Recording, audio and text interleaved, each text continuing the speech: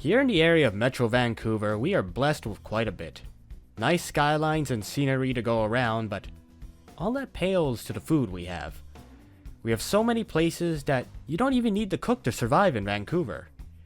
From delicious clubhouse sandwiches, to cool bubble tea, or gelato to have a nice snack on, there's a lot of things we have served to us in some way or form. And we even have nice sides from Korean restaurants. Not only that, but we live in a time where we don't even need to leave our home. We can go on the internet, search through the various websites, and have the food brought straight to our door, and the only thing you have to worry about is washing the dishes. No cooking or chopping. For the times that you're in a rush, you also have traditional fast food restaurants, or you can pick up something from a grocery store, all neatly packaged for your convenience. Unfortunately, however, that leaves a lot of packaging that needs to be disposed of. Whether being recycled or discarded, it's material that has a chance of contaminating the environment and isn't something that we can easily get rid of. So, what can we do to cut back? It's something we need to do given how much plastic already sits in our world, in places it probably shouldn't be, outside the trash cans or recycling plants. And even in the landfill, it's still just going to sit there. On switching the industry over to greener material, I had a chance to speak with Eddie Cruciat. He's the regional manager of the Greek and Anatoly restaurant group, and he had this to say in regards to green packaging and how his restaurant adjusted. Well, you know what? I think a lot of restaurants are already starting to make that change. For example, we have changed to EarthPack eco packaging. So they are cardboard packaging with wax on the inside. That coating kind of allows hot food and also allows liquids to be in there without having too much of an issue. That being said, the cost perspective is definitely higher, but that's something that a business has to take into account when they're wanting to make this switch. And for the business side of restaurants, the switch is not as easy as we think. Restaurants need to make a profit, and maintaining the use of styrofoam containers is one way to keep costs down. And we have lots of restaurants in the business that would need to make the adjustment. From quick-to-go pizza to more exotic sushi to shops that we go to for our everyday coffee, there's a lot of places that need to make the switch.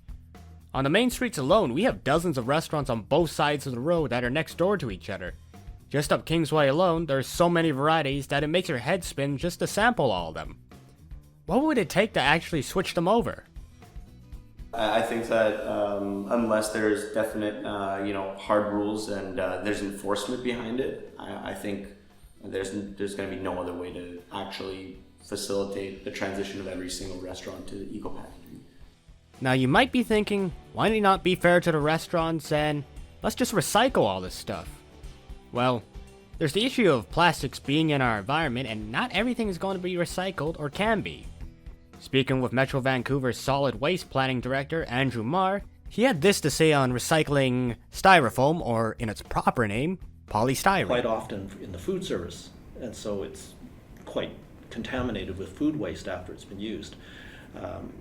Pretty difficult to clean it off, and certainly not something that people will do when they're out on the street or at a fast food restaurant. So it ends up being contaminated and essentially not recyclable when it's covered in food waste. However, as been stated in the video, there needs to be a push towards greener packaging from above to implement this change. While it will be painful for business, it is possible and needs to be pushed forward in a time where more and more debris ends up where it shouldn't be.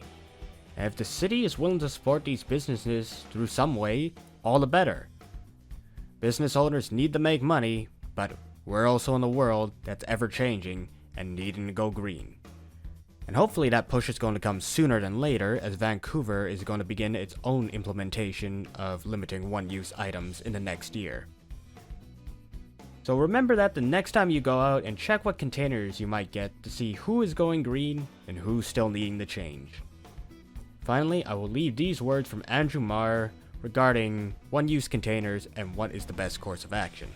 So, reducing the use of that is actually a good first step, rather than trying to collect and recycle it.